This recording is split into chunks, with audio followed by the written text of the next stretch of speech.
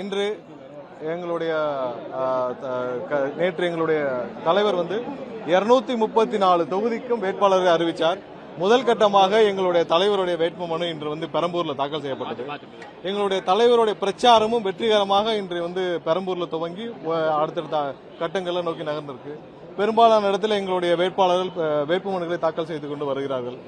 இன்னைக்கு நாம திரும்பவும் சொல்றது என்னன்னா, ஒவ்வொரு இடத்திலும் இன்னைக்கு எங்களுடைய தலைவருடைய பிரச்சாரத்தில் பாத்தீங்கன்னா எங்கேயுமே காவல்துறை இல்லை. அதாவது பெரும்பாலான அவ்வளவு கூட்டங்கள் வருது. கூட்டங்களை ஒழுங்குபடுத்துவதற்கு ஏன்னா பெர்மிஷன் இருக்கு, எல்லாம் இருக்கு.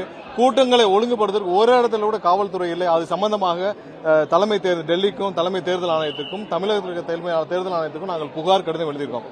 ஒரு பிரச்சாரம் தொடங்கிய பிறகு, எங்களுடைய தலைவருடைய பிரச்சாரம் தொடங்கிய பிறகு, அந்த இடத்துக்கு வந்த பிறகு மக்கள் எல்லாம் இருக்கிறாங்க. ஒரு காவல்துறை அதிகாரி கூட அங்க இல்ல, ஒரு காவலர் கூட இல்லை. ஒரு சம்பவம் நடக்க வேண்டும், ஏதாவது ஒரு அசாதாரண சூழ்நிலை உருவாக வேண்டும் என்பதற்காகவே அந்த மாதிரியான சூழ்நிலையை காவல்துறையே ஏற்படுத்துகிறான்னு தெரியல. முக்கியமாக சென்னை காவல்துறை இதை வேண்டுமென்றே செய்கிறார்கள் தான் நாங்க நினைக்கிறோம். அடுத்ததா பாத்தீங்கன்னா, இன்னைக்கு எங்களுடைய தலைவருக்கு கொளத்தூர்ல நாங்க பிரச்சாரத்திற்கான ஏற்பாடுகளை நாங்க செஞ்சிருந்தோம். அதுல மைக் யூஸ் பண்ணணும், ஸ்பீக்கர் யூஸ் பண்ணணும் அப்படின்ற பெர்மிஷனும் வாங்கியிருந்தோம். அது இருந்தும் கடைசி நேரம் வரை எங்களுடைய தலைவருக்கு அந்த பெர்மிஷன் கொடுக்கப்படவில்லை. கடைசி வரைக்கும் நாங்க போராடி, எங்களோட நிர்வாகம் ரொம்ப போராடி நின்று பிரச்சனை பண்ணி எல்லாம் பண்ணி தான் கடைசி நேரத்தில் எங்களுக்கு அந்த அனுமதி வழங்கப்பட்டது.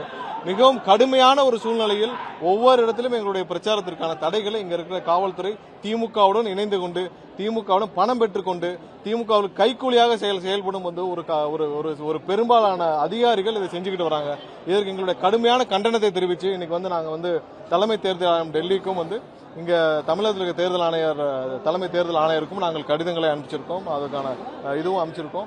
கண்டிப்பாக அவர்கள் இந்த அதிகாரிகள் மீது நடவடிக்கை எடுக்க வேண்டும். தமிழகம் முழுவதும் எங்களுடைய வேட்பாளரின் பிரச்சாரம் சுமூகமாக செல்ல வேண்டும். இந்த தேர்தல் ஒரு மாற்றத்திற்கான தேர்தல். கண்டிப்பாக 234 தொகுதி எங்களுடைய வேட்பாளர் அனைவரும் வெற்றி பெறுவார்கள் என்பது எந்த மாற்று கருத்தும் இல்லை.